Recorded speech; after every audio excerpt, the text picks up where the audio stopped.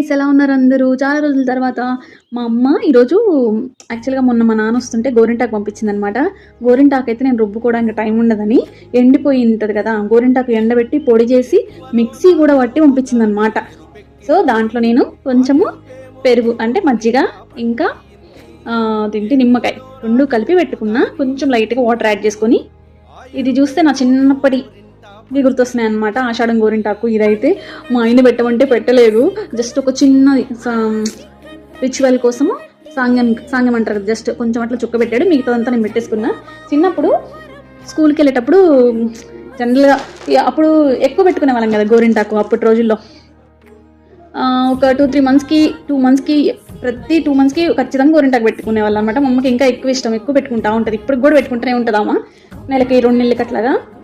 అప్పుడు ఏమవుతుండేదంటే ట్యూషన్కి వెళ్ళి వచ్చేవాళ్ళము, నిద్ర వస్తుండేది, అయినా కూడా పెట్టేది నాకు. నేను ఈ చేతికి బాగా పెట్టుకునేదాన్ని, నీట్గా పెట్టుకునేదాన్ని, కొంచెం అట్లా తెలుసు అమ్మ పెట్టుకోవడం, కానీ నీట్గా పెట్టుకునేదాన్ని. ఈ చేతికి పెట్టుకొని రాదు కదా కుడి చేతికి, అప్పుడు అమ్మ పెట్టేదన్నమాట. అమ్మ పెట్టినప్పుడు ఏమవుతుంది, అంత పర్ఫెక్ట్గా పెట్టేది అంటే చిన్న కొంచెం అట్లా పక్కకు పోయినా కానీ వంక పోయిందని ఫుల్ ఏడ్చిస్తాను, కోపగిచ్చేసుకునేదాన్ని.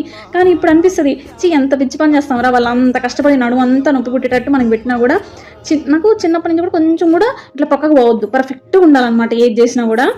ఇంకా బట్టలు కుట్టినా కూడా అమ్మాయి కుట్టింది అనమాట చిన్నప్పటి నుంచి. నాకు ఏదైనా సరే కొంచెం ఇట్లా పోయినప్పుడు కూడా ఊరికే కోపం వచ్చేసి కోప్పడి అరిచేసేవాళ్ళం. కానీ ఇప్పుడు అనిపిస్తుంది ఎంత ఫూలిష్గా బిహేవ్ చేస్తాము, వాళ్ళు మన కోసం అంత కష్టపడితే మనం దాన్ని చిన్న విషయంలో తీసేస్తామని ఇప్పుడు అర్థమవుతుంది. కాబట్టి పెద్దగా ఏం కోపడను, అరవను. అయితే ఈరోజు నేను పెట్టుకుంటుంటే నాకు అది గుర్తొచ్చింది అనమాట. చూడండి, ఇది పొడి కదా, ఇట్లా పెట్టుకుంటుంటే నీట్గా ఇట్లా కొట్టినట్టు రాదన్నమాట, అంటే కొట్టే లెవెల్లో రాదు. సో అది చిన్నప్పుడు దీనికోసం ఎంత ఇబ్బంది పెట్టేదన్నా అనిపించింది అనమాట.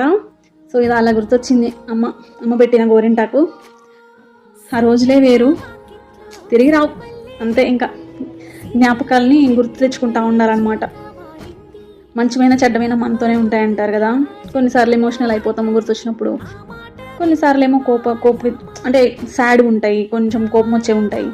అలా జ్ఞాపకాలు గుర్తొచ్చినప్పుడు మనం అక్కడి వరకు వెళ్ళి మళ్ళీ ప్రజెంట్లోకి వచ్చేస్తామన్నమాట.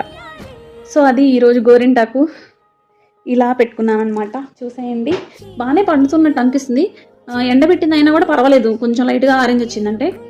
ఆషాఢంలో గోరింటాకు పెట్టుకోవాలి అంటే హీట్, సమ్మర్ నుంచి మనకి రైనీ సీజన్కి వస్తుంది కాబట్టి బాడీలో హీట్కి పోవడానికి ఒక సైంటిఫిక్ రీజన్ అనమాట గోరింటాకు పెట్టుకోవడం అనేది.